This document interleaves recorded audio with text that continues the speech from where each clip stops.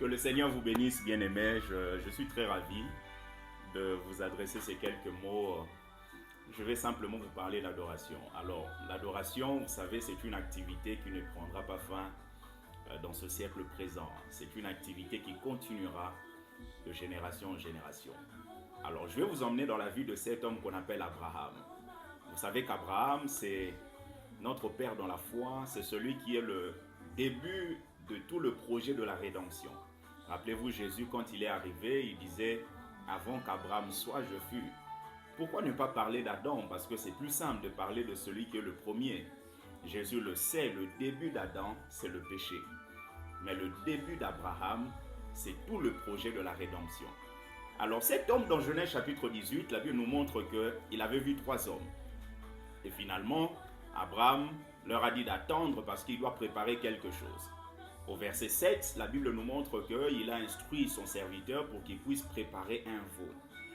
Et au verset 8, la Bible déclare que quand il a apprêté le veau, Abraham lui-même est venu servir. Le verset 8 dit, il prit encore de la crème et du lait avec le veau qu'on avait apprêté et il les mit devant eux. Il les mit devant eux. Malgré le fait qu'Abraham avait beaucoup de serviteurs, là, il avait compris, c'est à moi de pouvoir servir. En fait, il ne faut pas attendre que les autres fassent à ta place. Il y a certaines choses, les autres ne feront pas à ta place. Je vais le dire mieux. Il y a certaines choses, il ne faudrait pas attendre que les autres le fassent à ta place. Il y a certaines choses, il faut apprendre à t'engager toi-même afin de vivre la gloire de Dieu. Et deuxièmement, la Bible déclare au verset 8, il se tint lui-même à leur côté. Il s'est tenu lui-même à leur côté. Abraham a compris, le service qui n'est pas accompagné de la communion ne sert à rien. Non seulement il a servi, mais il s'est tenu.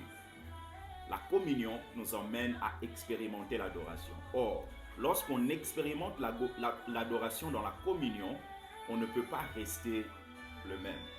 Parce que si quelqu'un au milieu des sages devient sage, celui qui demeure et qui vit auprès de Dieu deviendra Dieu. Que Dieu vous bénisse. Soyons de vrais adorateurs.